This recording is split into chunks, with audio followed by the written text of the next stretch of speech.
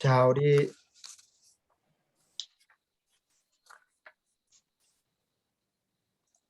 오늘은 이제 그 네 번째 시간이고 창세기 3장을 공부하는데요. 원죄의 챕터라고 할 수 있겠죠? 원죄. 여러분 많이 읽으셨을 텐데 먼저 이번에 한 주간 읽으시면서 창세기 3장 읽으시면서 여러분 마음을 끌었던 말씀, 단어나 문장 있으시면 나누는 시간 좀 먼저 갖겠습니다.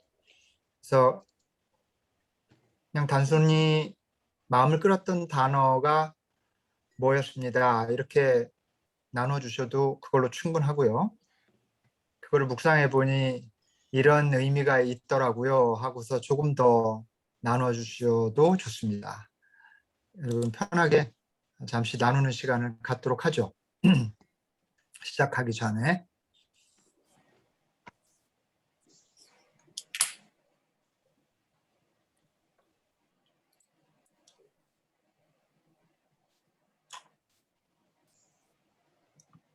숙제는 하셨죠? 여러 번 읽어보셨죠? 너무 유명한 본문이긴 한데 제가 시작할까요? 좋죠. 제가 잠깐 스크린 쉐어를 스탑하겠습니다. 얼굴 보면서 해주시죠. 네, 저는 3장 12절에 네. 하나님께서 동산을 거니시는 소리를 제가 들었습니다. 저는 벗은 몸인 것이 두려워서 숨었습니다. 여기에 두려워서 3장 2절이 8절이요, 8절. 아니요. 저기 3장 11절. 11절. 오케이. 12절 끝이 두려워서 숨었으니까 10절. 10절. 네, 10절 끝에가 네, 저는 맞습니다. 벗은 몸인 것이 두려워서 숨었습니다. 네. 네, 거기에서 이제 두려워서라는 그 단어가 네. 제가 요즘 이 팬데믹으로 모두 두려워서 이제 우리가 지금 1년 반 거의 2년을 이제 두려움에 있는데 이것만 말고도 제가 이렇게 쭉 제 삶을 돌아보니까 불안한 것, 두려운 것 이거가 참 해결하기 어려운 거다 하는 거를 늘 생각을 했었는데 이게 태초부터 있던 문제로구나 그렇게 생각을 했습니다. 맞습니다. 태초부터 있었던 문제예요. 네. 두려움은 정말 그 기원이 태초로부터 거슬러 올라갈 정도로 인간의 뿌리, 인간 내면의 뿌리 같은 문제, 문제의 뿌리, 그런 문제인 것 같아요. 정말로. 우리가 만약에 두려움이 없으면 완전히 그 삶의 질이 달라질 정도로 두려움의 문제는 정말 중요한 것 같습니다. 감사합니다. 또 다른 분 혹시 다른 구절에서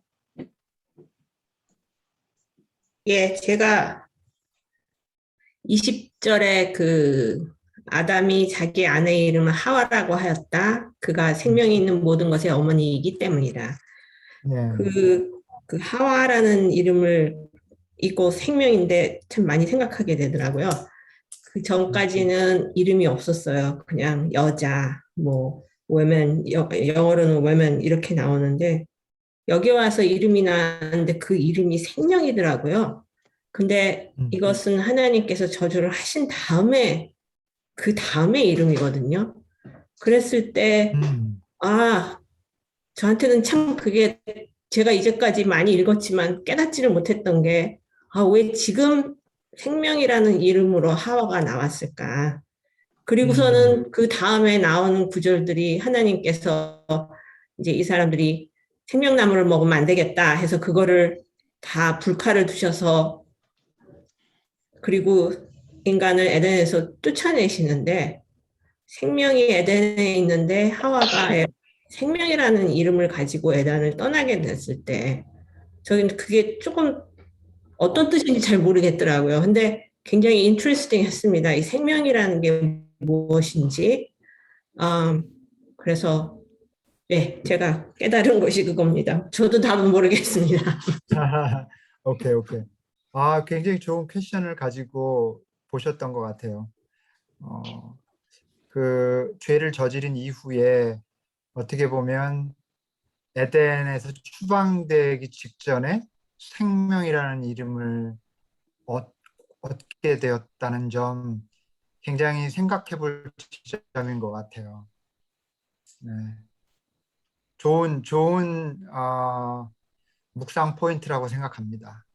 꼭 우리 이제 성경은 여기 무슨 뜻일까에 대한 한 가지 답만 있는 게 아니에요. 무슨 수학이나 그런 것처럼 거기에 여러 가지 답이 있을 수 있고 또 우리가 처한 상황에서 또 어떤 우리에게 주는 어떤 메시지가 있을 것 같아요. 그래서 한번 여러분 각자 생각해 보셔도 참 좋을 묵상의 질문이 아닌가 싶습니다.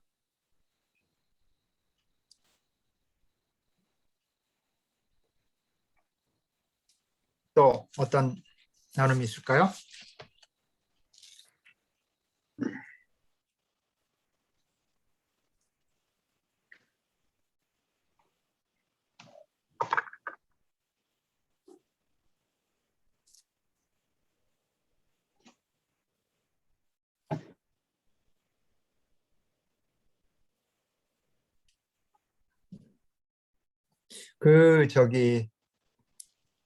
다음번에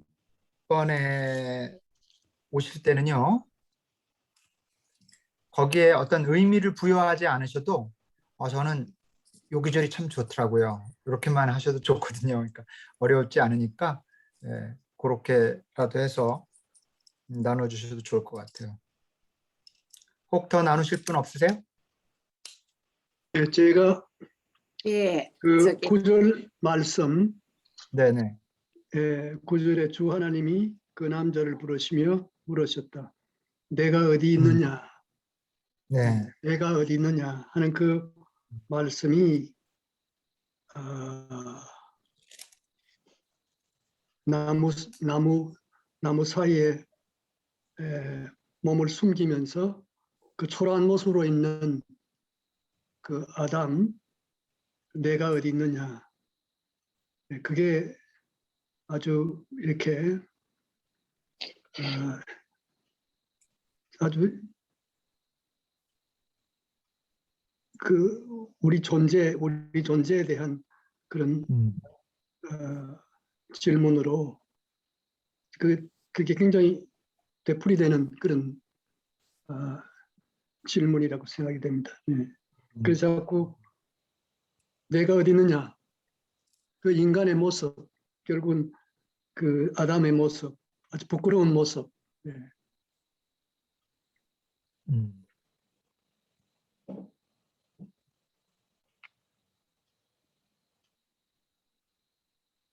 그 다음 또 19절에 너는 흙에서 나왔으니 흙으로 돌아갈 것이다. 그때까지 너는 얼굴에 땀을 흘려서 낫알 먹을 수 있을 것이다. 너는 흙이니 흙으로 돌아갈 것이다. 자꾸 읽어봤습니다. 아무리 읽어도 좀 끝이 없이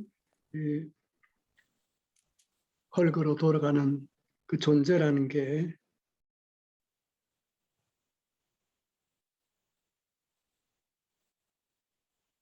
어떻게 보면 믿어지지 않은 것 같은데 또 믿어지네요. 네.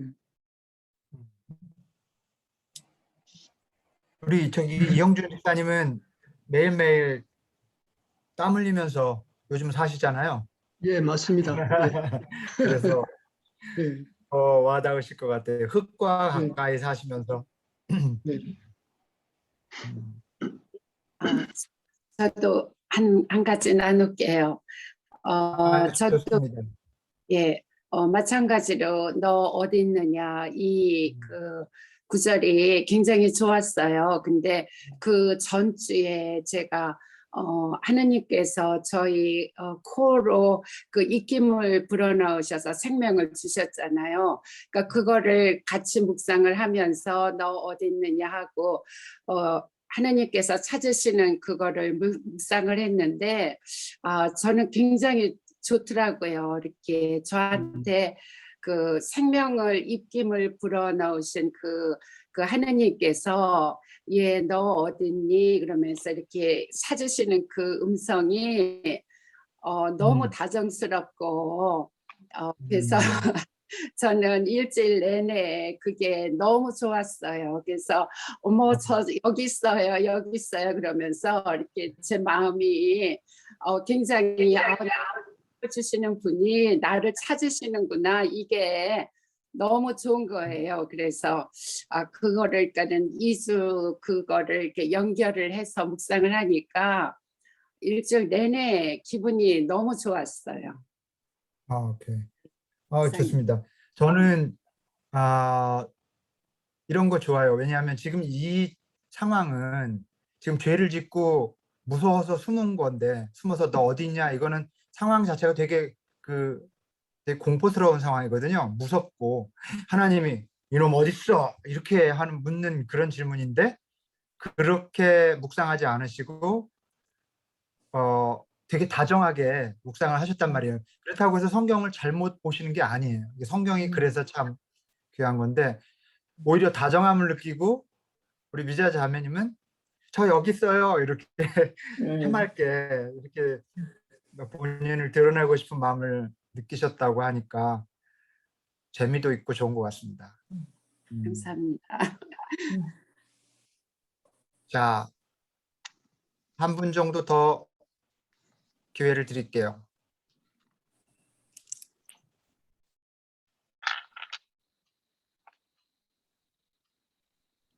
마이크를 키신 것은 말씀을 하시려고 하셨나요? 스테파니 자매님. 아닌데요? 아니에요. 그렇군요. 제가 지난번에도 와이파이가 잠깐 됐다 안 됐다 그래가지고요. 가끔 죄송할 때가 네. 있어요. 네, 괜찮습니다. 지금은 잘 들리시죠? 네네. 네네네. 저희도 목소리가 잘 들립니다. 자, 한 분 정도 더 계실까요? 이게 참 나누는 게 더구나 성경을 읽고 나눈다는 게 쉬운 일이 아니고, 그 다음에 우리 그룹이 지금 이 창세기 하는 공부하는 그룹이 한 공동체, 한 교회에 속해 있는 분들이 아니고 그래서 서로 낯설기도 해서 참 쉽지 않아요.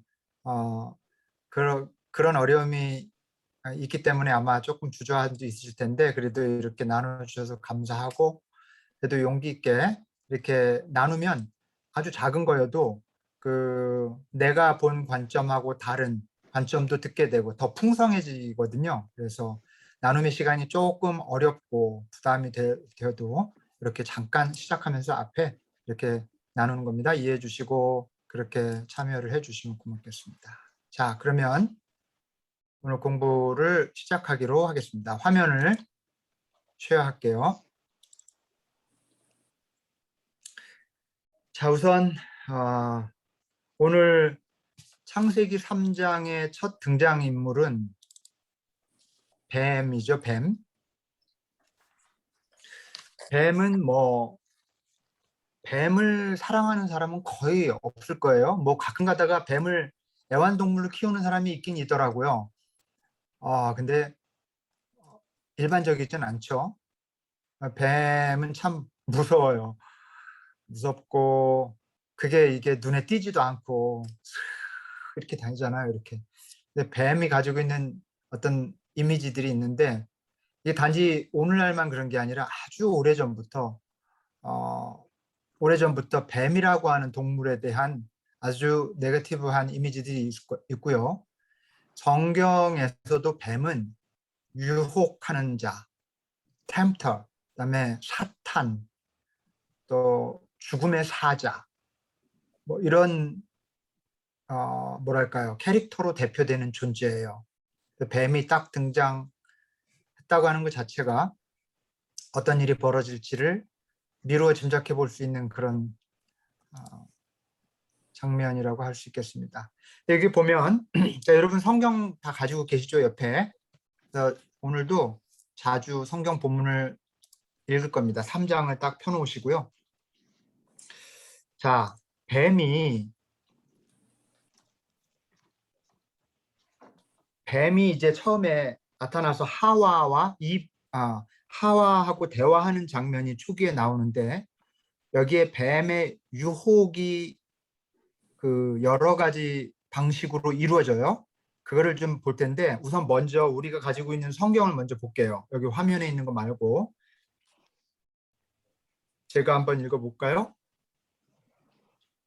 뱀은 주 하나님이 만드신 모든 들짐승 가운데서 가장 간교하였다. 뱀이 여자에게 물었다. 하나님이 정말로 너희에게 동산 안에 있는 모든 나무의 열매를 먹지 말라고 말씀하시느냐? 이렇게 뱀이 물었는데, 그 미드라시라고 하는 버전을 보면, 미드라시는 뭐냐면요, 주이시 그 유대인들의 주석서예요. 미드라시라고 하는 책은 우리한테는 조금 익숙치 않은데, 근데 이 미드라시 책을 보면요, 굉장히 그 새로운 관점을 많이 보여줘요. 그래서 저는 자주 읽는데, 이렇게 한번 보실래요? 여기 보이세요? 네.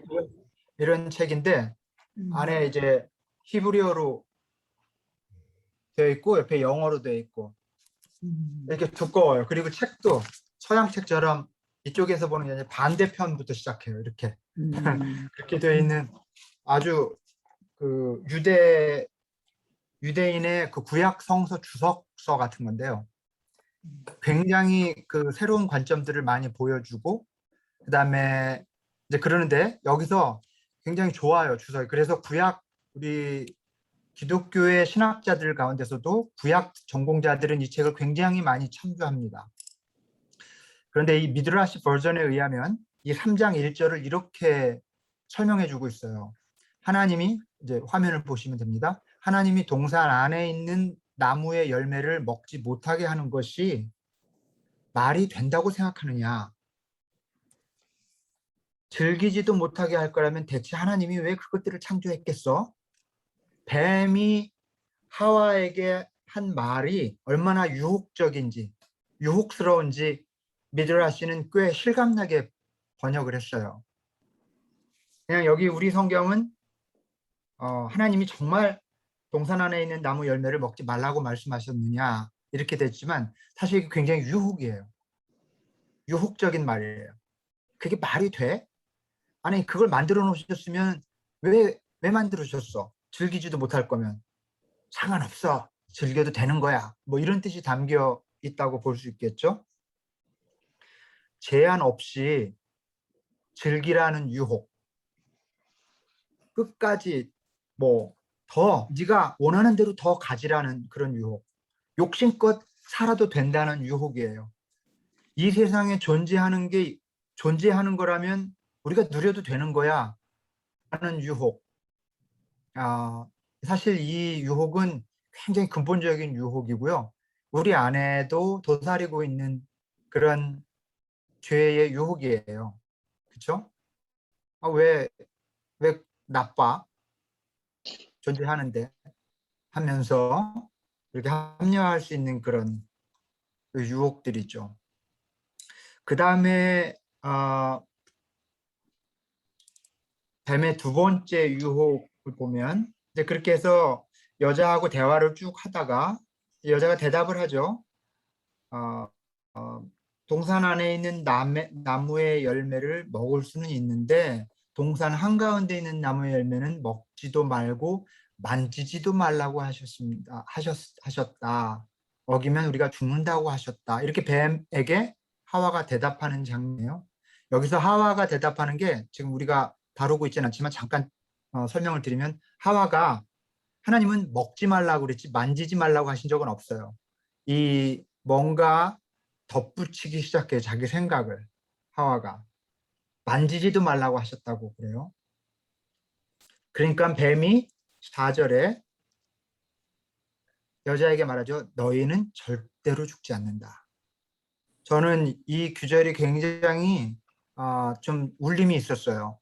3장 이번 주에 너희는 절대로 죽지 않는다. 이게 왜 유혹이냐면 우리 안에 이런 속삭임이 유혹처럼 있어요. 절대로 죽지 않는다. 우리 가운데 적어도 이성적으로 상식적으로 절대 죽지 않는다, 영원히 죽지 않는다고 생각하는 사람은 아마 없으실 거예요. 근데요, 무의식적으로 우리가 살아가는 모습을 보면, 우리가 살아가는 모습을 가만히 관찰해 보면 마치 절대 영원히 죽지 않을 사람인 것처럼 말하고 영원히 살 것처럼 욕심부리고 절대 죽지 않을 것처럼 교만하게 살 때가 많거든요. 의식적으로는 언젠간 죽겠지. 그러면서도 끝이 없는 존재인 것처럼 절대로 죽지 않는 존재인 것처럼 누가 저 속에서 속삭이는 것처럼 그렇게 살아요. 안 죽어. 너 절대 안 죽어. 그러니까 더 욕심 부려봐. 뭐 이런 거 있죠. 그래서 이 절대로 죽지 않는다는 유혹은요. 우리 안에, 우리 내면에, 우리 무의식 속에서 지금도 여전히 속삭이고 있는 유혹이에요. 그래서 저는 이 뱀의 두 번째 유혹은 굉장히 신층적인 유혹이다. 그런 생각을 좀 하게 돼요. 때때로 우리가 막 고집스럽게 뭐를 그냥 막 생각하고 주장하고 또 막 뭐랄까요, 추구하고 그럴 때 보면 그런 것 같아. 그래도 가끔 가다가 아니지, 이게 끝이 있지, 아니지, 내가 영원히 살 게 아니지, 그런 생각을 딱 하게 되면 오히려 더 지혜롭게 행동할 수가 있는 거죠. 근데 반대로 나는 절대로 죽지 않아 라는 무의식의 그런 생각에 사로잡히면 굉장히 어리석게 행동하고 판단하고 살아갈 위험이 있는 것 같아요. 너희는 절대로 죽지 않는다. 이 뱀의 두 번째 유혹. 이거 넘어가면 안 됩니다. 그 다음에 뱀의 세 번째 유혹 5절 있는데 뱀이 그렇게 말해요. 너희는 절대로 죽지 않아. 이렇게 말하고서 하나님은 너희가 그 나무 열매를 먹으면 너희의 눈이 밝아지고 하나님처럼 되어서 선과 악을 알게 될 것이다. 이렇게 얘기해요. 눈이 밝아지고 하나님처럼 되고 선과 악을 알게 될 것이다. 이거는 실제 선과 악을 알게 하는 나무의 열매를 먹으면 발생하게 되는 결과예요. 그런데 뱀은 진짜 그런 일이 일어날 거야. 우선 따 먹어봐. 이렇게 유혹하는 거예요. 이 유혹은요, 하나님의 간섭 없이 내 눈과 내 지혜로 하나님 없이 살 수 있다는 유혹이에요. 눈이 밝아지고 하나님처럼 되면, 그래서 하나님처럼 선과 악을 알게 되면 하나님이 더 이상 필요 없어지는 거예요. 이 세 번째 유혹은 굉장히 심각한 유혹입니다. 어떤 면에서 굉장히 무서운 유혹이라고 할 수 있어요. 이 세 번째 유혹의 핵심은요, 무심코 하나님처럼 되는 것이에요. 그래서 저는 여기서 원죄에 대한 정의를 여기서 이렇게 좀 내릴 수 있다고 봐요. 창세기 3장이 그 말하고자 하는 원죄란 무엇인가에 대한 정의는 뭐냐면 무심코 하나님처럼 되는 것, 되려고 하는 것, 이게 원죄라는 거예요. 아마 이 부분도 우리가 우리 삶을 돌아보면 굉장히 많은 부분들에서 공감할 수 있는 그런 이야기라고 생각해요. 그런 사람들 있지 않나요, 여러분? 내 눈은 못 속여. 그래갖고 막 남이 하지도 않은 생각까지, 하지도 않은 말, 하지도 않은 생각까지 속을 꿰뚫어 보고 막 짐작하고, 눈이 밝은 사람들, 눈이 밝아요. 그리고 선과 악을 다 알아갖고 막 판단하고 막 그러죠. 선과 악을 안다고 하는 거, 지난 시간에 말씀을 나눴지만, 이 말은 절대적인 어떤 것을 안다, 어떤 것이 절대적으로 선하고 어떤 것이 절대적으로 악하다고 하는 그런 저지먼트의 어떤 성향, 관습, 태도, 이런 걸 말하는데, 지난주에 말씀드리기를 사람은 결코 절대적으로 선과 악을 알 수 없다. 어떤 사람이 선하고 어떤 사람이 악하다고 내릴 수 있는 절대적 판단은 하나님 외에 가질 수 없는데, 우리는 얼마나 자주 이 선을 넘는지요. 뱀의 세 번째 유혹에 넘어가서 밝은 눈으로 그냥 사람들을 꿰뚫어보고 판단하고 선과 악을 막 구별하고 절대적인 선언을 하고 막 그러잖아요. 그때마다 우리는 무심코 하나님이 되는 거죠. 무심코 하나님이 되려는 사람은 없어요. 근데 무심코 하나님이 되는 사람들은 너무 많아요. 우리 뭐 꼭 그런 사람이 따로 있는 게 아니라 우리도 하루의 삶 속에서도 너무 자주 하나님인 것처럼 무심코 하나님이 될 때가 참 많다. 그래서 무심코 하나님 없이 살려고 하는 습관을 좀 돌아볼 필요가 있지 않나 생각합니다. 자, 그 다음에 6절인데요. 원죄가 가지고 있는 속성과 그 전염성, 원죄의 성격이에요. 전염성에 대해서 6절은 이렇게 설명해 주고 있어요. 어느 분이 좀 읽어주시겠어요? 스테파니 자매님 좀 읽어주실래요? 네, 여자가 그 나무의 열매를 보니 먹음직도 하고 보암직도 하였다. 그뿐만 아니라 사람을 슬기롭게 할 만큼 탐스럽기도 한 나무였다. 여자가 그 열매를 따서 먹고 함께 있는 남편에게도 주니 그도 그것을 먹었다. 네.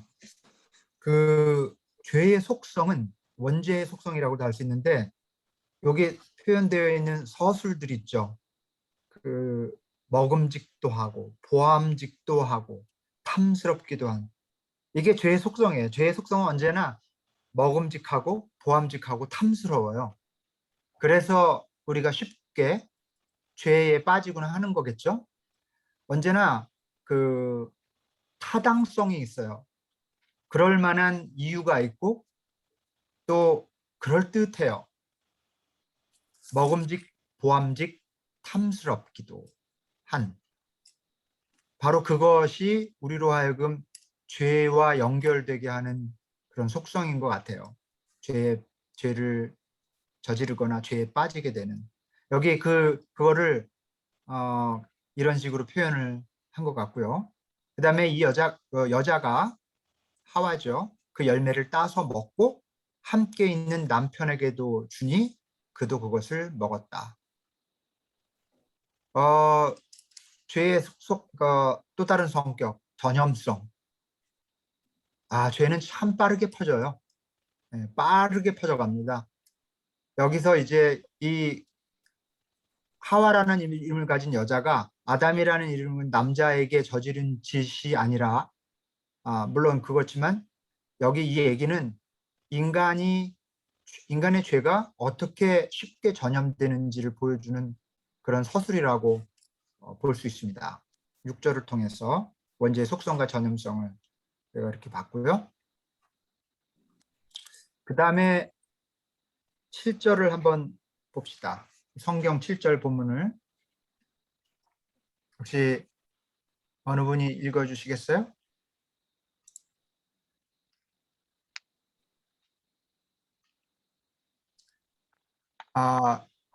백영희 목사님 읽어주실 수 있어요? 마이크가 켜져 있습니다. 7절.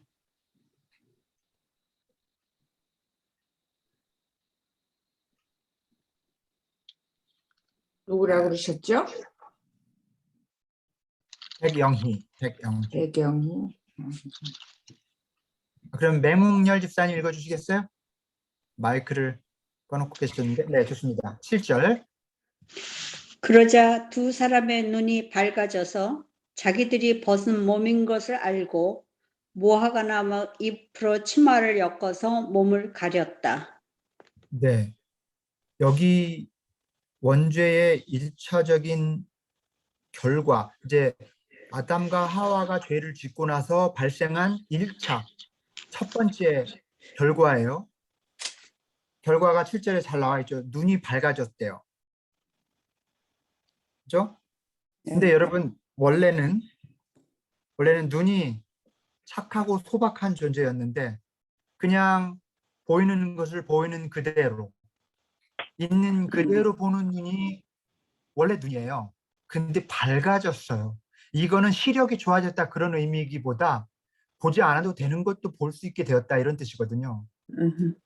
볼 것만 보는 행복한 눈을 가졌던 사람이 보지 않아도 되는 것을 보게 되는 그런 눈이 밝아지는 결과가 주어진 거예요. 원죄의 1차적인 결과로. 그 다음에 본래는 어땠습니까? 2장 끝에 벌거벗어도 부끄러워하지 않았다. 부끄러워하지 않았다. 그랬는데 벌거벗어도 부끄럽지 않았던 사람들이 이제는 벗은 몸인 것을 알고 부끄러움을 느껴요. 이게 원죄의 결과라고 지금 설명해 주고 있는 거죠. 그 다음에 본래는 숨길 것이 없는 존재였어요. 그런데 이제는 무화과 나무 잎으로 자기를 숨겨요. 몸을 가려요. 이게 원죄의 1차적인 결과입니다. 그래서 인간 본래의 아름다운 모습, 그 본성이 상실됐어요. 인간 본래의 아름다운 모습이란 그저 보이는 대로 소박하게 있는 그대로를 바라보는 눈, 벌거벗어도 부끄럽지 않은 몸, 숨길 것이 아무것도 없는 정직하고 거짓 없는 존재가 쓸데없는 것까지 다 보는 눈을 갖게 됐고, 그리고 벗은 몸을 보고 부끄러움을 느끼고, 그리고 자기 몸을 무화과 나무로 가렸다. 인간 본래 아름다운 본성을 1차적으로 상실하게 돼요. 그 다음에 그 다음 절을 이렇게 보면 1차적인 결과보다 조금 더 디퍼, 조금 더 깊은 심층적인 결과를 설명해 주고 있어요. 그 결과들을 보면 세 가지 관계에 대한 설명임을 알 수 있어요. 하나님과의 관계에 문제가 생기고, 이웃과의 관계, 사람과의 관계에 문제가 생기고, 그리고 나 자신과의 관계의 문제가 심각해졌다는 것을 알 수가 있어요. 한번 봅시다. 8절. 그 남자와 그 아내는 날이 저물고 바람이 서늘할 때 주 하나님이 동산을 거니시는 소리를 들었다. 남자와 그 아내는 주 하나님의 낯을 피하여서 동산 나무 사이에 숨었다. 네? 누가 무슨 하실 말씀 있으신가요? 네. 제가 잘못 들었군요. 자, 그래서 네, 하나님과의 관계에 문제가 발생했음을 8절은 이렇게 얘기하고 있어요. 하나님의 낯을 피하여 숨었다. 그죠? 원죄의 아주 심층적인 결과예요. 그리고 이제 조금 내려와서 12절, 13절을 보면 이렇게 됐습니다. 제가 읽겠습니다. 하나님께서 저와 함께 살라고 짝지어 주신 여자, 그 여자가 그 나무의 열매를 저에게 주기에 제가 그것을 먹었습니다. 주 하나님이 그 여자에게 너는 어쩌다가 이런 일을 저질렀나? 여자도 핑계를 대었다. 뱀이 저를 꿰어서 먹었습니다. 이 대화 속에서 보면 관계가 와장창 깨진 것을 볼 수 있어요. 그죠? 그리고 10절부터 13절을 보면 나의 관계, 나와 내 자신과의 관계 문제가 생겨요. 10절에서 13절은 보면 이게 뭐냐면 나로 가득 찬 대답과 변명들, 나로 가득 찬 생각, 이 왜곡된 자아가 탄생해요. 저는 자아에 대해서 관심이 많은데 자아가 언제부터 왜곡되었나에 대해서 언제부터라고 뭐 딱히 말할 수는 없으나 창세기 3장을 보면 원죄 이후에 인간의 자아가 왜곡되기 시작했구나. 뭐냐면 원래 존재는 나의 이렇게 뭐랄까요, obsession을 갖는 그런 존재가 아니에요. 근데 오늘날뿐만이 아니죠. 사람은 나에게 너무 중독됐다고 할까요? 네, 그게 참 나를 건강하지 못하게 해요. 그냥 거짓 자아에 사로잡혀서 살게 만드는 그런 원인. 나 중심, 오직 나. 이 문제가 여기 고스란히 나타나요. 내가 들었고, 내가 벗은 줄을 내가 알고, 나한테 해주신 그 여자가 나를 이렇게 꿰었다. 내가 그것을 먹었습니다. 이렇게 나로 가득 찬 왜곡된 자아가 발생을 하면서 이렇게 원죄의 심각한 심층적인 결과로 관계가 다 깨지는 것을 알수 있어요. 하나님과의 관계, 이웃과의 관계, 나와 진정한 나 자신과의 관계, 이게 다 깨지는 것을 이렇게 볼 수가 있죠. 그런데 이 본문에서 조금 더 생각해 볼 것들이 있습니다. 여기 8절을 한번 보시면요. 아까 제가 읽어드렸습니다마는 그 남자와 그 아내가 날이 저물고 바람이 서늘할 때 주 하나님이 동산을 거니시는 소리를 들었다. 여러분, 그 하나님이 동산을 거니시는 소리, 이 표현이 조금 약간 생뚱맞다고 할까요? 이거 뭐지? 그러시지 않으세요? 그런 생각이 들지 않으세요, 혹시? 하나님이 동산을 거니시었어요, 느닷없이. 근데 이런 표현 왜 썼을까요? 이거 그냥 나오는 소리가 아니에요. 이거는 하나님이 대단히 의도적인 그런 어떤 표현이라고 볼 수 있는데요. 하나님이 소리를 내심으로 아담과 하와가 숨을 수 있는 opportunity, 타이밍 허락하세요.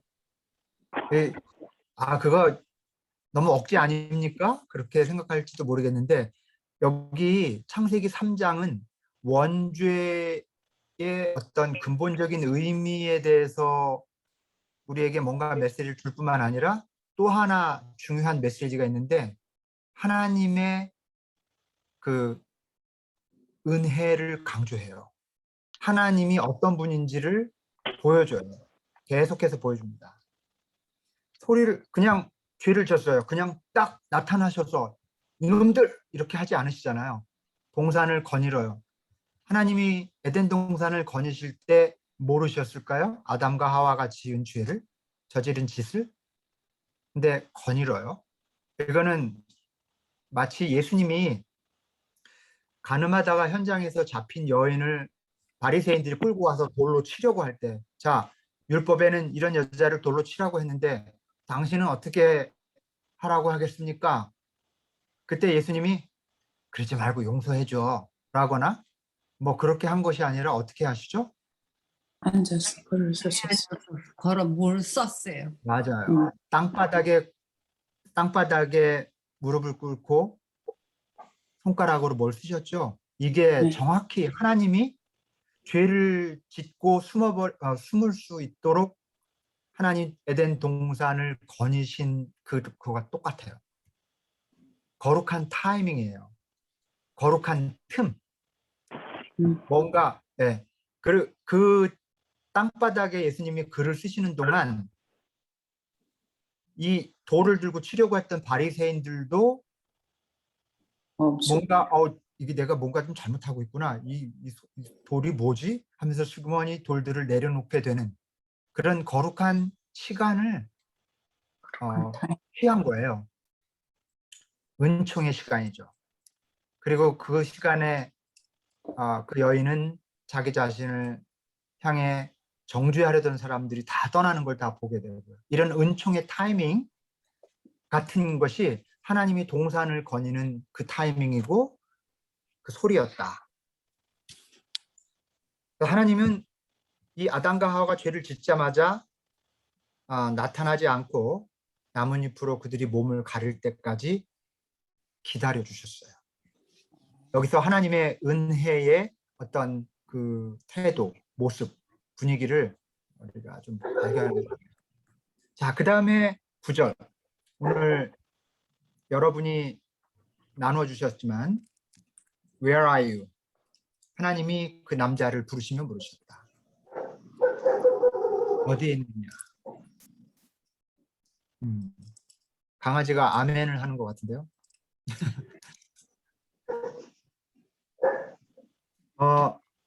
여러분 여기서 다들 아시겠지만 아담과 하와가 숨은 장소를 모르셔서 물으시는 게 아니죠. 진짜 어디 숨었는지 몰라서 숨바꼭질 하듯이 물어보신 게 아니죠. 이 질문은 아담이라고 하는 존재가 처해 있는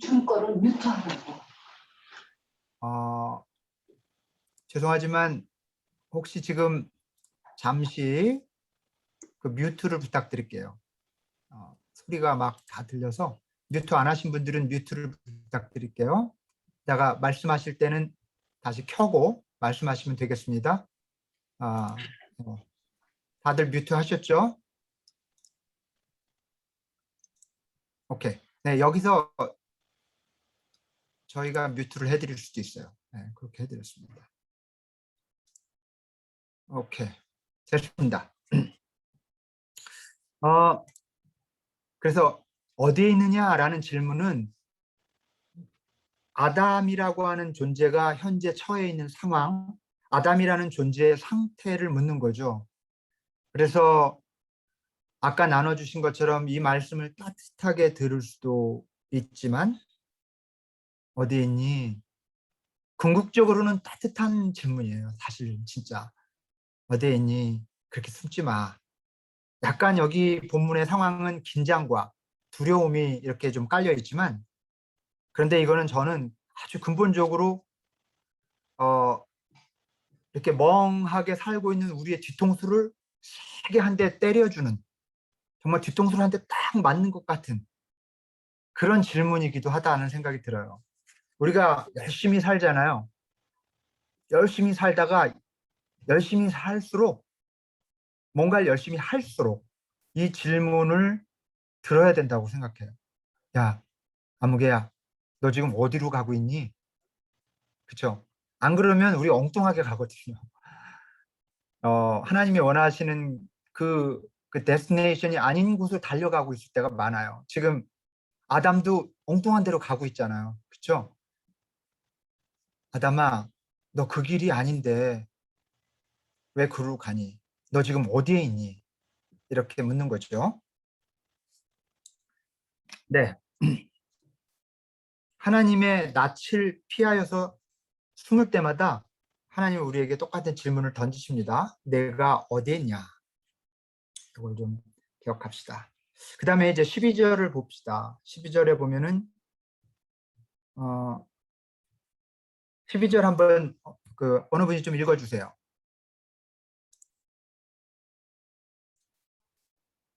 박숙자 자매님 12절 읽어주세요. 여기 있네요. 저와 네, 짝 지어주신 여자가 그 열매를 제게 주기에 제가 먹었습니다. 네, 지금 이제 하와가 12절 남자죠. 아담이 핑계를 대는 장면이잖아요. 하나님이 저와 살라고 짝지어 주신 그 여자가 그 열매를 제게 주기에 제가 먹었을 뿐이에요. 이렇게 핑계를 대고 있는데 지금 아담이 누구 탓을 하고 있죠? 하와. 네, 여러분 잇모습을 보면 알 수 있습니다. 그런데 진짜 하와 탓을 하고 있나요? 사실은 하나님 탓하는 거예요. 하나님 탓. 그죠? 하나님이 저에게 주신 그 여자가 제게 주기에 말을 해도 꼭 이런 식으로 해요. 그렇죠? 아유 저 사람이 먹으라고 해서가 아니라 하나님이 그 저한테 쓸데없이 갖다 주신 그 여자가 이런 뉘앙스잖아요. 그렇죠? 아 근데요 사실 꼭 이런 식으로 말하지 않아도 우리가 살면서 무슨 탓을 할 때 그게 사람 탓이든 환경 탓이든 탓을 할 때 실은 다 하나님 탓하는 거예요. 왜냐하면 그것도 하나님에게서 온 거기 때문에 그게 사람이든 환경이든 그 다 하나님이 허락해 주신 것들이기 때문에 그걸 탓하는 것은 곧 하나님을 탓하는 거거든요. 네, 이런 생각을 좀 해볼 필요가 있는 것 같아요. 사실 그래서 아담의 이런 핑계는 이런 태도는 우리들에게서 많이 나타나는 것 같아요.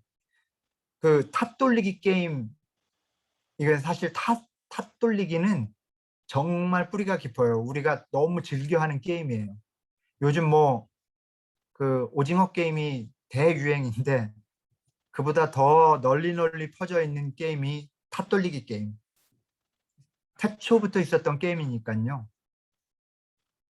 그래서 탑 돌리기 게임에 능숙한 우리는 누구 탓이라고 다른 사람들에게 탓을 돌리곤 하지만 결국 하나님을 탓하는 것이다.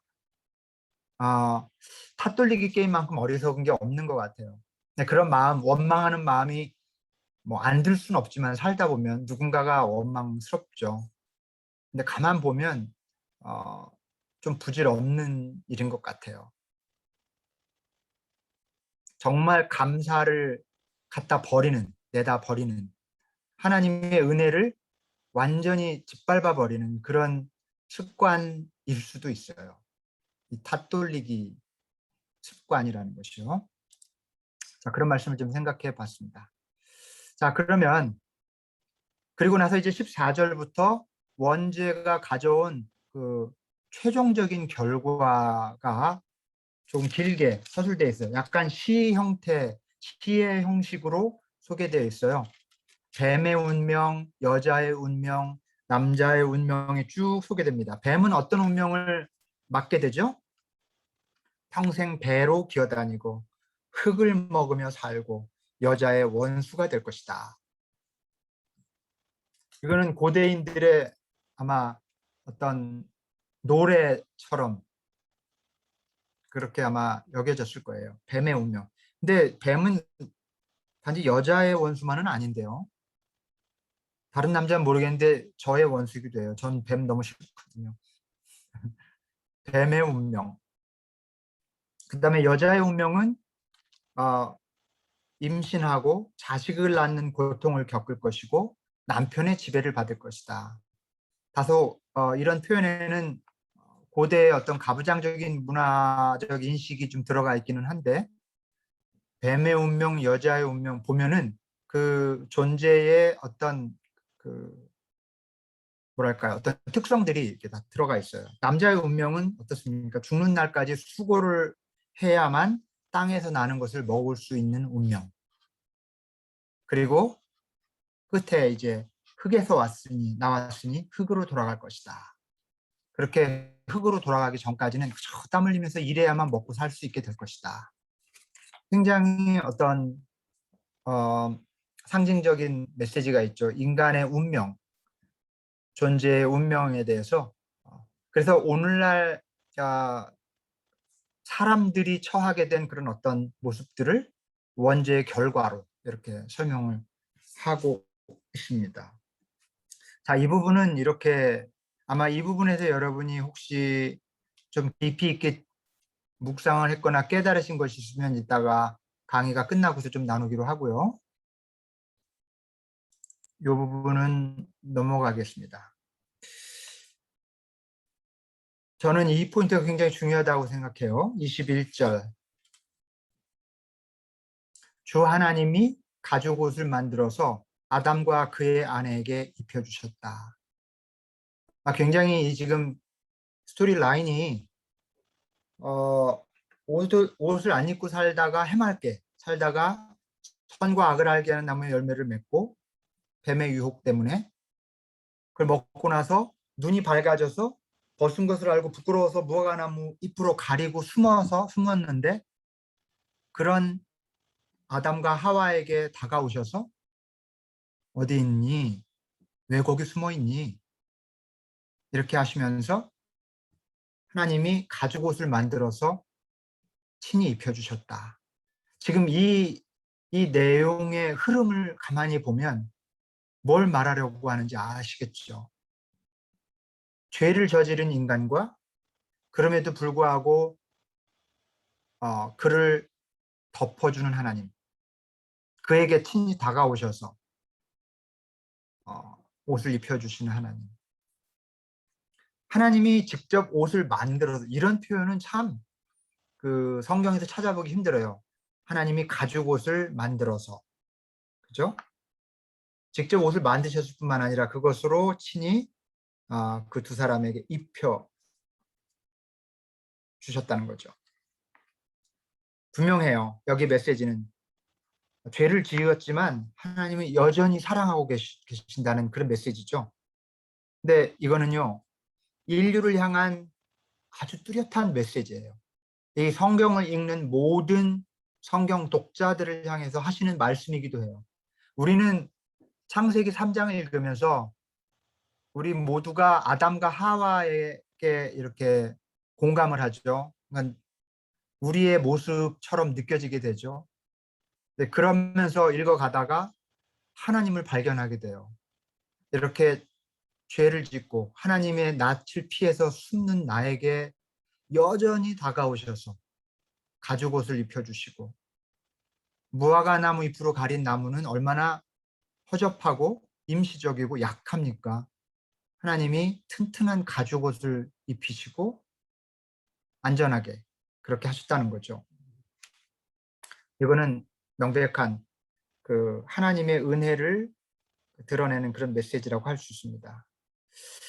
여러분, 2장 17절, 지난 시간에 공부한 2장 17절을 보면요, 성경에 본문 17절을 보면 하나님이 아담에게 에덴 동산에서 당부하시고 하시는 말씀이에요. 선과 악을 알게 하는 나무의 열매만은 먹어서는 안 된다. 절대 먹지 마, 아담아. 그거 먹으면 너는 반드시 죽을 거야. 이렇게 말씀하셨거든요. 그런데 그 말씀이 취소돼요. 지금 먹었잖아요, 그 열매를. 근데 죽었나요? 사실은 안 죽어요. 안 죽었어요.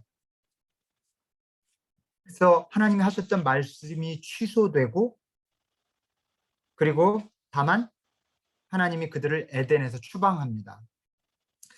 하나님의 취소, 저는 이 단어를 여러분이 기억하셨으면 좋겠어요. 하나님의 번복이라는 말 아시죠? 했던 말을 바꾸는 거예요. 이게 구약 성경의 또 다른 주제라는 걸 아시나요? 하나님의 취소, 하나님이 하셨던 말을 취소하시는 거죠. 그리고 하나님의 번복. 하나님이 이스라엘 백성들이 출애굽하고 가나안 땅에 들어와서 끊임없이 죄를 져요. 계속해서 가나안 토착 종교에게 절을 하고, 또 굉장히 부도덕한 그런 가나안 토속 문화에 빠져들고, 사실 그 가나안 토속 문화와 그 종교는 결탁돼 있어요.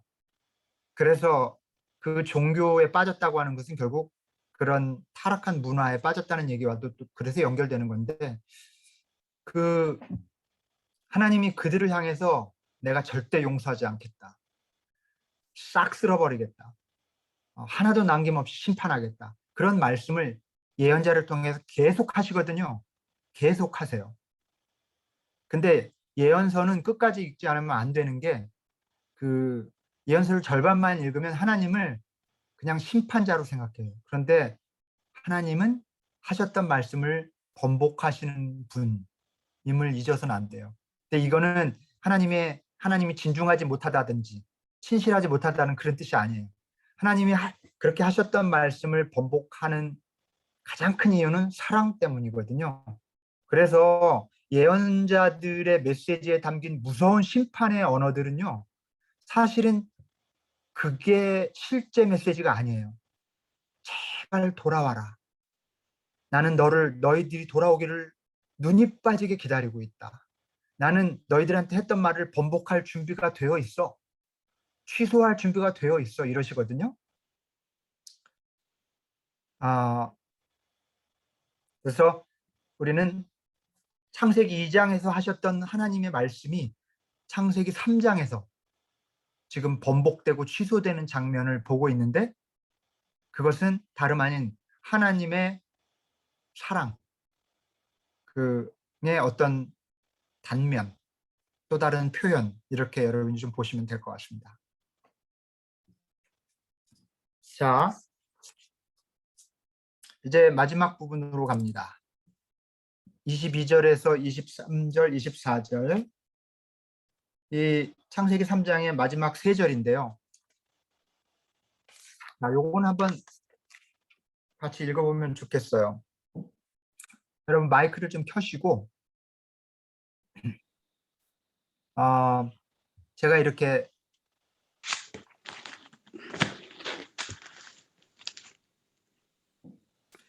(22절) 여호와 하나님이 가라사대.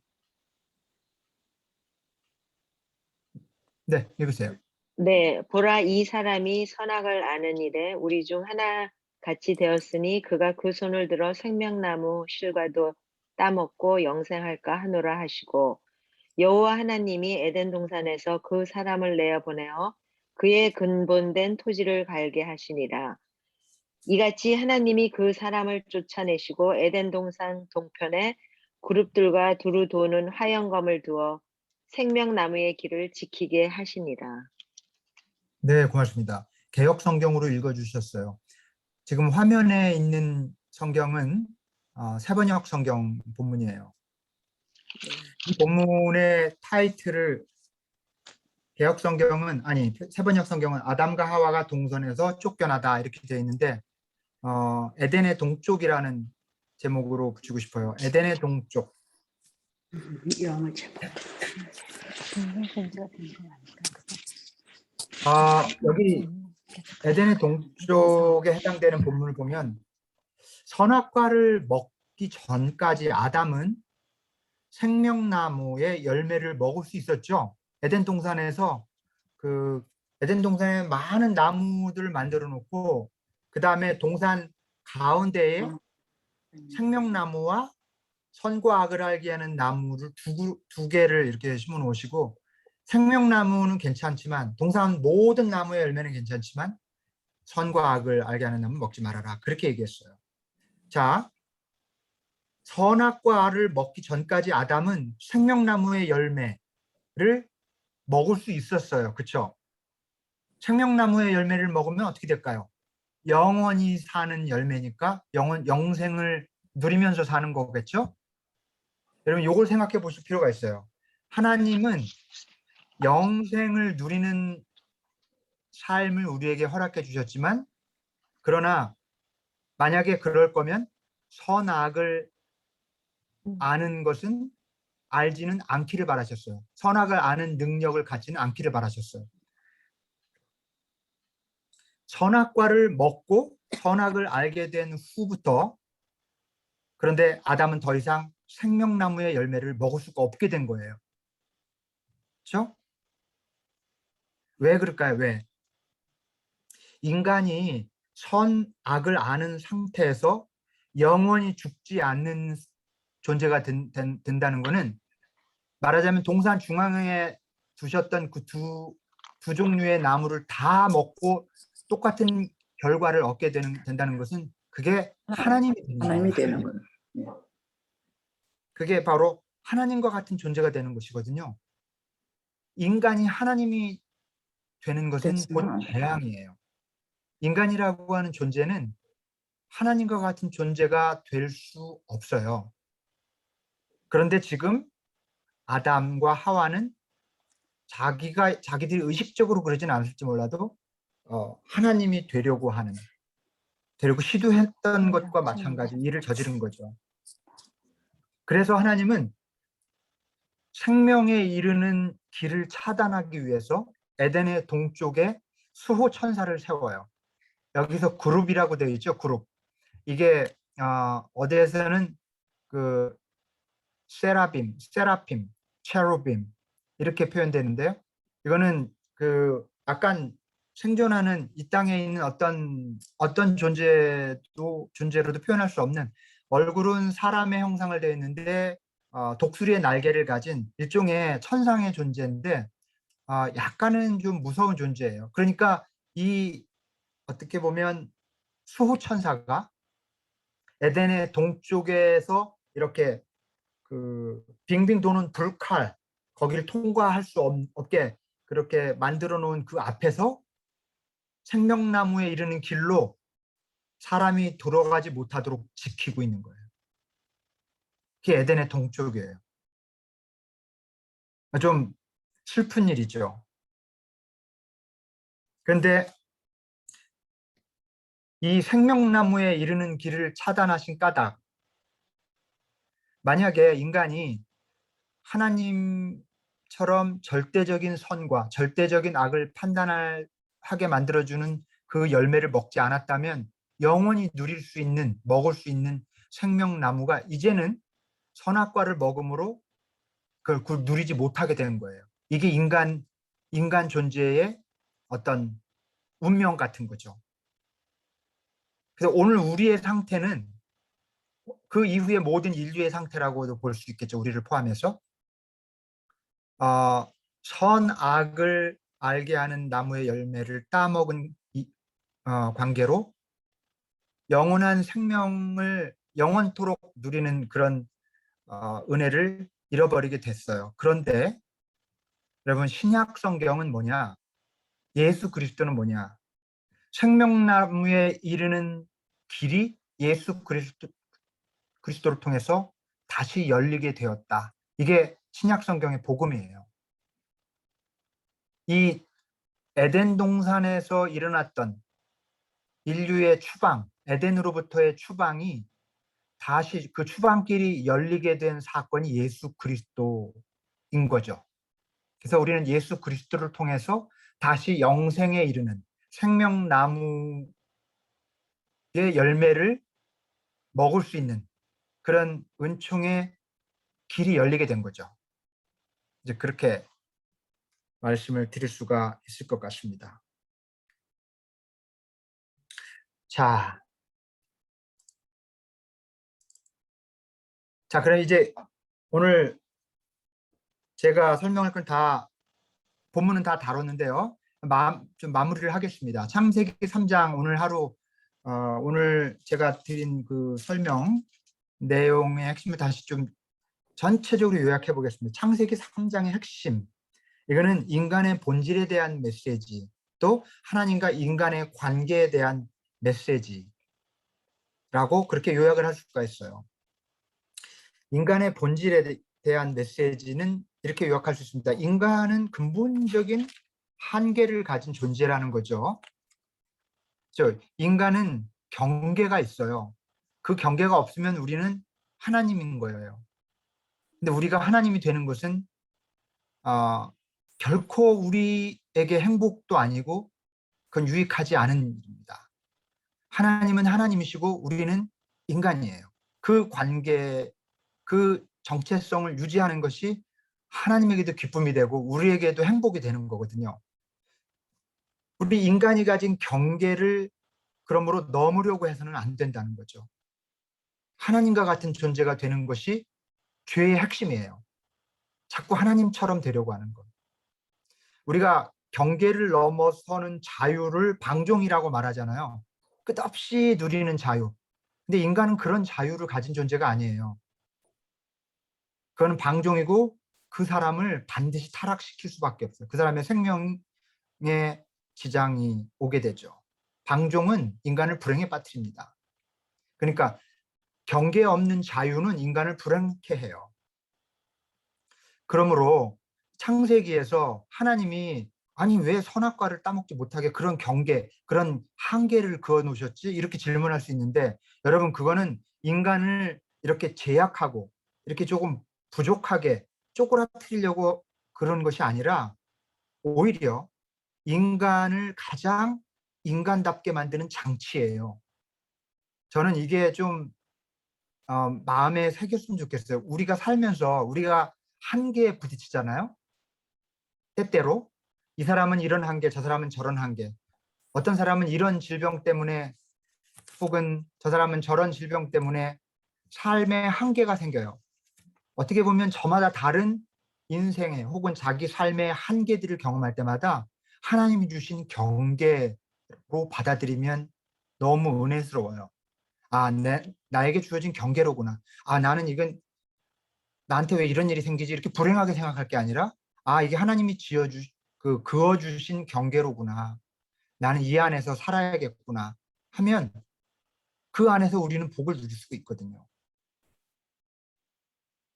그래서 그걸 좀 생각하시면 좋겠어요. 아담과 하와는 그 한계를 넘었다고 하는 것을 보여주고 있고요. 그 결과 영생에 이르는 길을 잃어버리게 되었다는 거. 그게 인간의 본질에 대한 메시지고, 그 다음에 하나님과 인간의 관계에 대한 메시지를 창세기 3장은 어떻게 설명합니까? 하나님은 우리를 사랑하시지만 그러나 우리가 하나님처럼 되는 것을 하나님은 원치 않으신다는 겁니다. 하나님과 인간의 관계를 맺는 데 있어서 가장 중요한 원칙이에요. 우리가 하나님처럼 되려 하면 하나님과의 관계에는 금이 갑니다. 그리고요, 또 어떤 경우에 하나님과의 관계가 파괴되냐면 함부로 선과 악을 절대적으로 규정하는 거예요. 절대적인 판단을 남발하는 삶은 굉장히 위험합니다. 그 판단하기 좋아하는 사람들은 정말 무서워요. 파괴적이고요. 그분들은 잘 모르실지 모르지만 실제 그렇게 하는 분들 그렇지만 굉장히 위험한 일이고요. 그런 판단을 내릴 때 벌써 하나님처럼 행동하는 거거든요. 근데 사실 그런 사람이 따로 있지는 않아요. 우리도 정말 겸손하게 살다가 어느 순간에 그런 자리에 오르기도 하고, 그래서 그런 습관을 끊임없이 돌아보면서 내려놓을 필요가 있다. 저는 원주의적인 습관 중에 하나가 함부로 절대적인 판단을 하는 거다. 그렇게 생각하거든요. 그럴 때마다 하나님과의 관계에 문제가 생긴다. 왜냐하면 하나님의 자리에 우리가 가려고 하는 거니까요. 그리고요, 하나님은 우리가 당신의 하나님의 낯을 피하여 숨는 걸 기뻐하지 않아요. 시편 기자가 말하듯이 우리가 어디로 가야 하나님의 얼굴을 피할 수 있겠어요? 어디로 간들 하나님의 낯을 피할 수는 없어요. 하늘 높이 올라도 저 바다 건너로 도망쳐도 하나님의 그 손길을 피할 수는 없습니다. 그런데도 어리석게 자꾸 하나님의 낯을 피하려고 하곤 하죠. 자, 그러지 않아야 된다는 거고요. 그리고 한 가지 마지막으로, 하나님은 우리가 당신에게서 멀어질지라도 다시 우리에게 다가오세요. 우리에게 시간을 주세요. 기다리세요. 그리고 끝까지 가죽 옷을 만들어서 입히십니다. 끝까지 사랑하시는 분이에요. 원죄의 이야기는요, 원죄가 뭐냐라는 것을 설명하는 그런 말씀이 아니라 원죄의 상태를 우리가 극복하고 인류가 잃어버렸던 그 본래의 삶, 에덴에서의 삶, 영원한 그 생명을 누리는 삶을 회복해야 된다는 것을 호소하는 그런 말씀이에요. 그것을 천명하는 메시지예요. 원죄가 정확히 뭔지를 아는 것보다 중요한 것은 에덴, 본래 인간의 삶의 모습이었다가 무너져버린 그 본래의 삶을 회복해야 된다고 하는 그 메시지. 그게 우리 신앙생활의 목표고 우리 영적 삶의 어떤 그 고울이 돼야 한다는 거죠. 에덴의 회복. 지금 아이러니하게도 창세기 3장은 에덴을 잃어버리는 이야기를 보여주고 있지만 이 이야기가 품고 있는 메시지는 빨리 에덴을 회복해야 한다. 어서 회복해야 한다. 그런 삶을 살아야 하고 그런 영적 삶을 추구해야 한다. 그런 말씀인 거죠. 자, 여기까지 하겠습니다.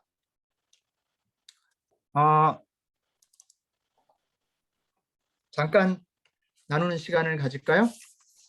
나누는 시간 조금 갖고 마치겠습니다. 창세기 3장 여러분이 한 주간 읽으셨고 또 오늘 제가 1시간 동안 강의했고 이렇게 공부하는 과정을 통해서 여러분 원죄에 대한 설명 중에서 가장 공감이 가는 게 있다면 뭐가 있을까요? 또는 오늘 공부한 내용 중에서 여러분에게 좀 각별하게 다가왔거나 또는 깨달아진 점 또는 여전히 좀 퀘션 이거는 여전히 잘 이해가 안 갑니다 하는 질문 다 좋습니다. 제가 좀 말씀드리겠는데요. 네. 처음에 저는 오늘 3장을 읽으면서 굉장히 정말 의심스러운 게 많았어요. 하나님께서는 처음에 인간이 뱀의 유혹을 받아가지고 나무 열매를 따먹게 했잖아요.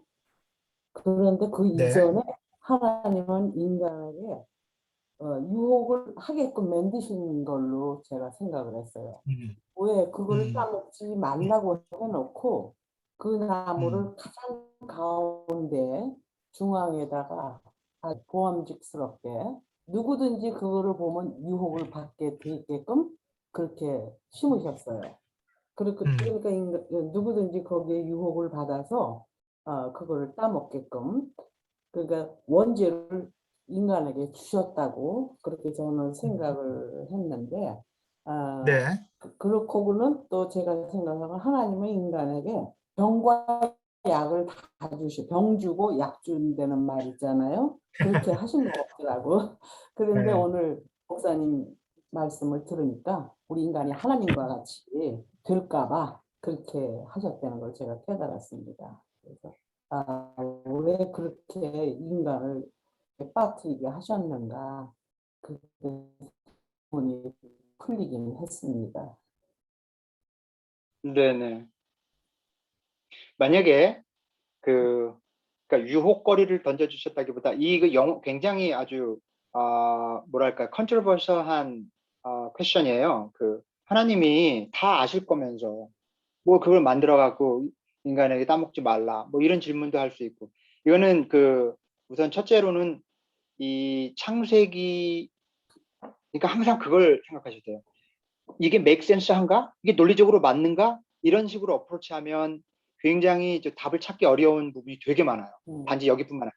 근데 그게 아니라 어프로치하는 아주 기본적인 우리의 자세, 이 말씀을 바라본 기본적인 자세는 이 말씀이 이 텍스트가 뭘 말하려고 하는 거지? 그 질문을 중심으로 읽어 나갈 때 이 말씀이 가치가 생기지 안 그러면 계속 질문에 부딪혀요. 그러다 보니까 아주 굉장히 아주 복잡한 얘기들을 많이 나눠요. 저 별로 이렇게 좋아하는 그런 토론 방식은 아닌데 뭐냐면 예를 들어서 인간의 자유의지, 인간을 만약에 이제 그럼에도 불구하고 궁금증이 있는 분들에게 드리는 설명인데 인간 다 아시고 또 하나님이 전능하시니까 인간이 그렇게 죄를 짓지 못하게 만드셨으면 처음부터 그러면 되지 그냥 굳이 그렇게 하고 그런 식으로 질문을 하기도 하지만 인간이 만약에 하나님이 다 하는 대로 하고 만드셨다면 우리에게 자유의지라는 게 전혀 선택할 어떤 그런 것도 없고 그렇다면 우리는 그냥 로봇이에요. 로봇. 그렇죠? 그런 존재가 됐겠죠. 자유의지를 주셨다고 하는 것은 인간에게 가장 귀한 선물이면서 가장 또 위험한 함정이 될 수도 있는 그런 부분들일 수도 있는 거죠. 근데 이게 굉장히 철학적인 설명일 뿐이에요. 그냥 이해를 돕기 위해서 말씀을 드린 것 뿐이고 성경 자체가 가지고 있는 메시지와는 조금은 좀 거리가 있는 틀린 말이라는 것이 아니라 그래도 이해를 어느 정도 하시게 됐다고 하니 네, 그 다음에 제가 질문이 하나 있는데요. 네네. 22절에 네. 보아라, 이 사람이 우리 가운데 하나처럼 선과 악을 알게 되었다. 그 구절에서 선과 악을 무엇을 얘기하는 건지 그거가 좀 더 이게 무슨 의미인지. 지금 그 선과 악을 아는 과일을 먹었기 때문에 네네. 이제 아담과 해와가 선과 악을 알게 되어서 이거는 영원히 살면 안 되겠다. 여기에서 선과 악이 요거를 뭐를 의미했는지요. 네네.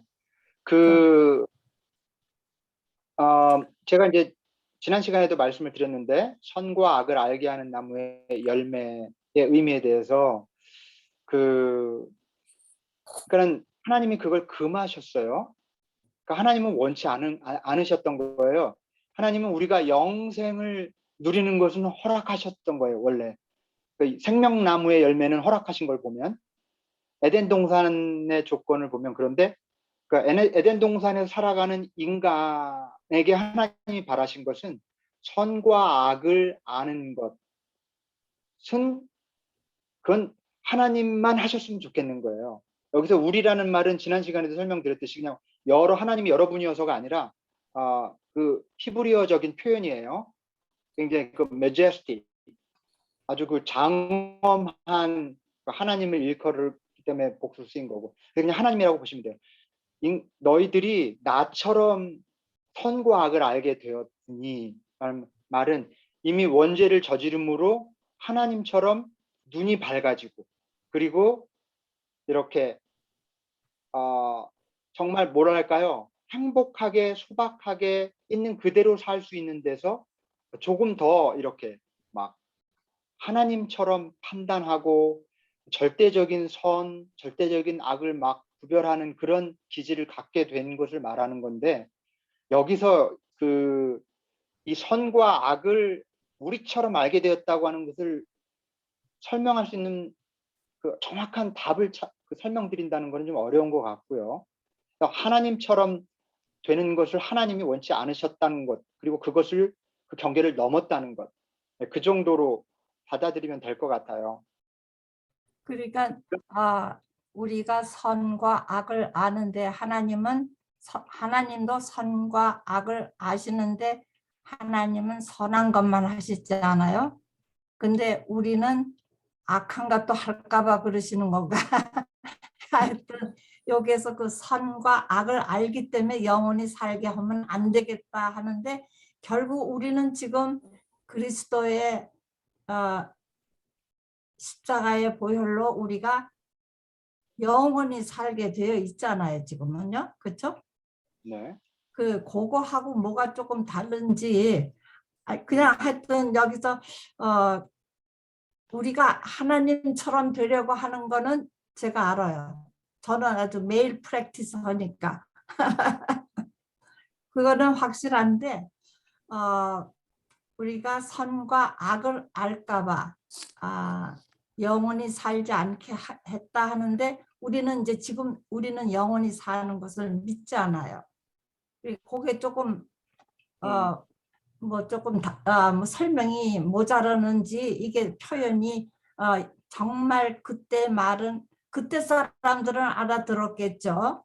근데 지금 이제 나는 좀 못 알아듣는다 하는 얘기인데 그거는 제 생각에는 권사님뿐 아니라 이거를 완전히 클리어하게 설명할 수 있는 길은 따로 없을 것 같은데 그래도 제가 한다고 그러면 여기서 선과 악은 영어로 선과 악을 안다고 하는 것이 discernment을 말하는 게 아니라 우리 discernment 해야죠. 뭐가 나쁘고 악은 피해야 되고 선은 우리가 그걸 분별해서 악은 멀리하고 선은 우리가 실천해야 되는 거잖아요. 그런 의미의 선과 악을 아는 discernment를 말하는 건 아니고요. 그냥 전통적으로 또는 그 여러 가지 해석들이 있어요.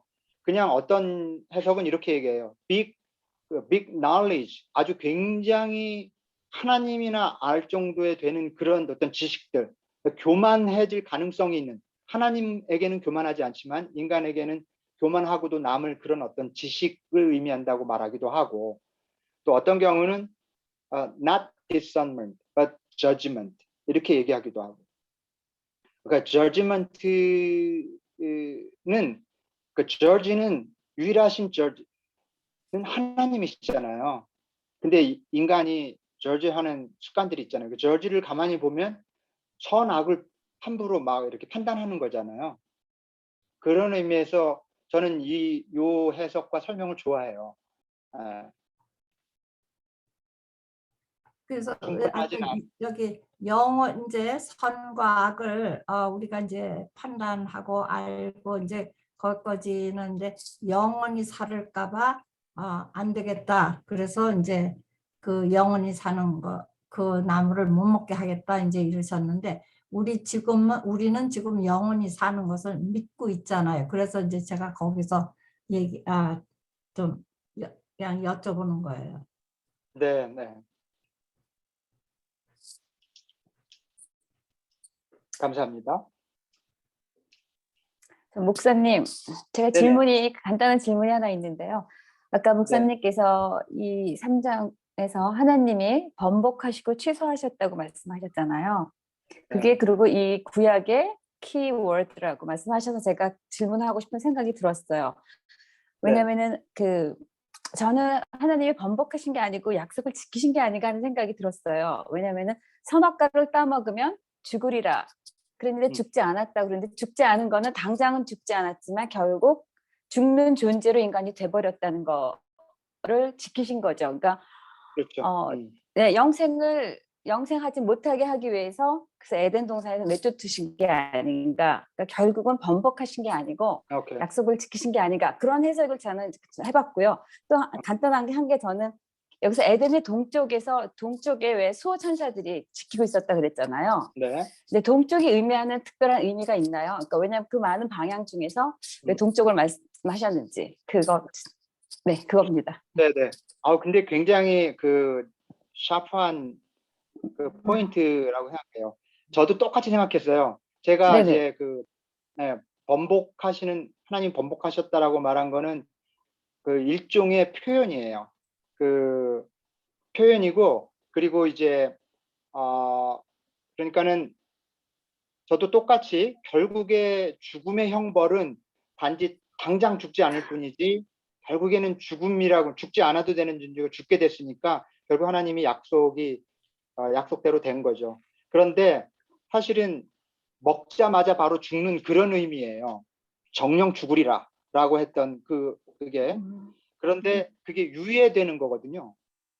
그래서 그런 의미에서, 그러니까 하나님이 용서했다는 점에서 저는 하나님이 이렇게 말이 가볍다는 뜻에서 번복하셨다는 게 아니라 하나님이 사랑을 표현하는 방식으로 그렇게 얘기를 한 거예요. 하나님이 자주 구약 성경에서 이제 무섭게 심판을 약속하셨다가도 돌이키는데, 그거는 신실하지 못하거나 약속을 안 지키신 것이 아니라 결국에는 사랑을 실천하시는 그런 어떤 또 다른 표현이다. 이제 그렇게 말씀을 드린 거죠.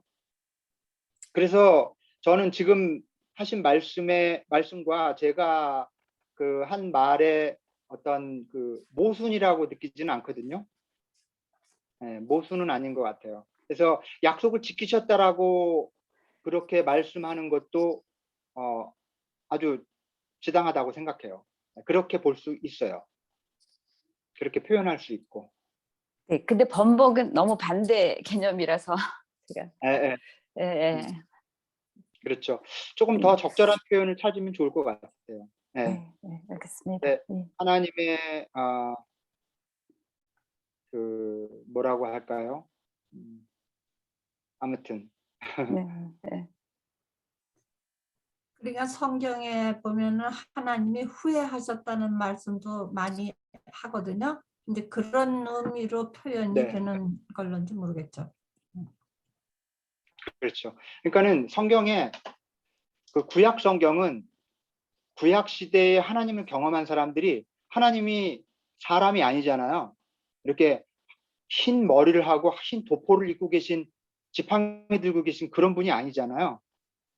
그런데 이제 그런 분이 아님에도 불구하고 어떤 대상으로 설명하고 표현하고 상상할 때 다가오는 그 실감 때문에 그렇게 표현하곤 하는데, 구약의 신앙인들도 자주 의인화해서 하나님을 표현하곤 했어요.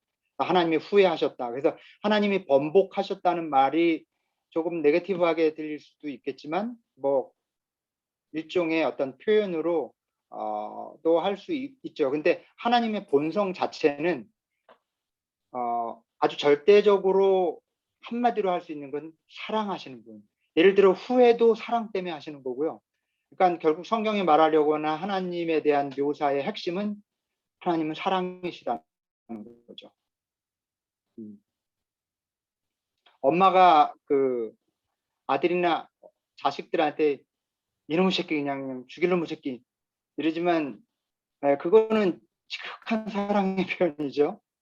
이놈의 새끼 다시는 그냥 들어오기만 해봐. 응? 뭐 이러는 거. 그거는 너무 기다리는 거잖아요. 들어오기를. 그런 것과 비슷하달까요?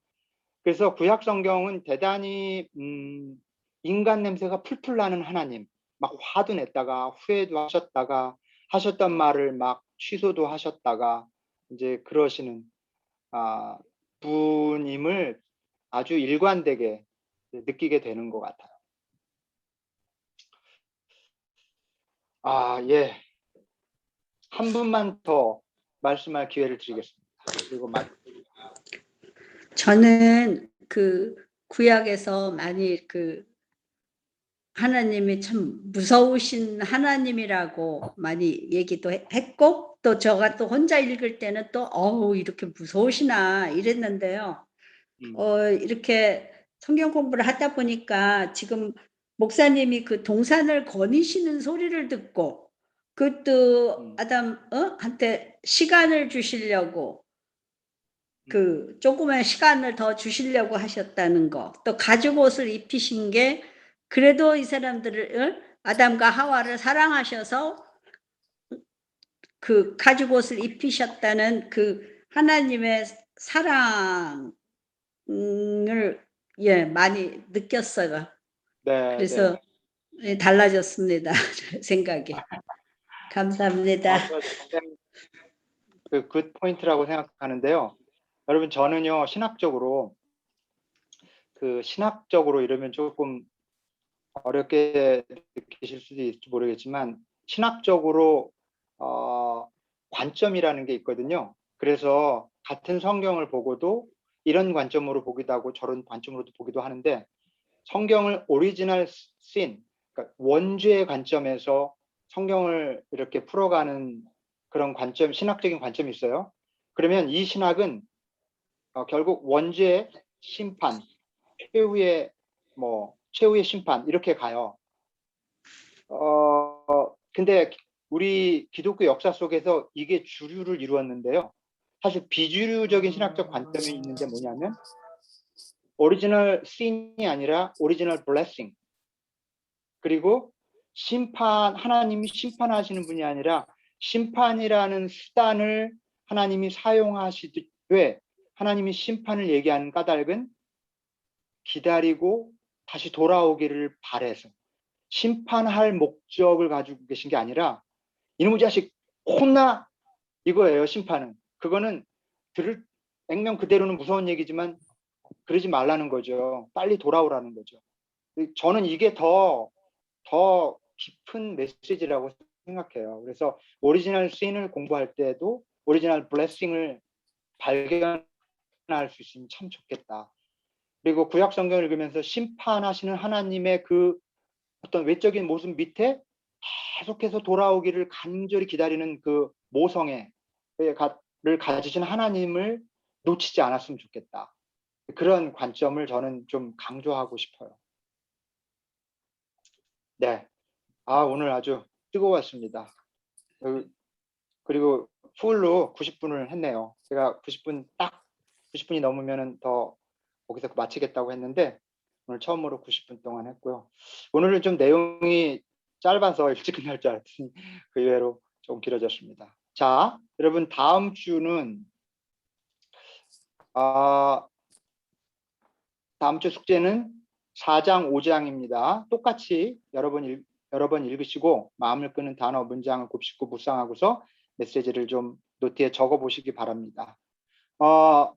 여러분 처음에 한 장씩 나가서 이렇게 50주 하려나 보다 생각하실지 모르겠는데 아니에요. 이제는 그 다음 주는 2장이지만 그 다음 주에는 4장 읽으셔야 돼요.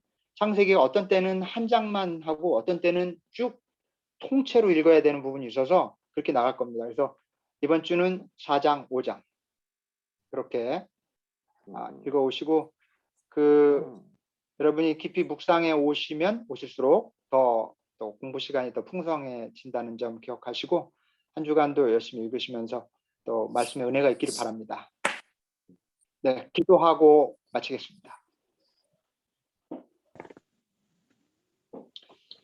하나님, 오늘 창세기 3장을 통해서 여러 가지 귀한 말씀들을 생각하게 하시고 또 깨닫게 하시니 감사합니다. 주님, 새롭게 알게 된 지식들이 우리 마음으로 내려와서 우리 마음에 공감이 되고 그리고 마음에 있던 그 은혜가 우리의 몸과 삶 전체로 퍼져서 우리 삶에 영향이 끼쳐지기를 원합니다. 하나님, 우리 이 모임에 참여하는 자매님들 한 사람 한 사람 지켜주셔서 말씀을 읽고 묵상하고 또 강의를 듣고 깨달을 때마다 하나님 정말 저들의 삶에 귀한 열매를 맺게 되는, 그래서 저들이 원죄로부터 시작한 생명이지만 그러나 영원한 복과 영생을 누리는 삶으로 잃어버린 에덴을 다시 회복하는 삶으로 나아갈 수 있는 귀한 복을 허락해 주시옵소서. 감사하며 예수님의 이름으로 기도하옵나이다. 아멘. 감사합니다. 감사합니다. 수고하셨습니다. 네. 아,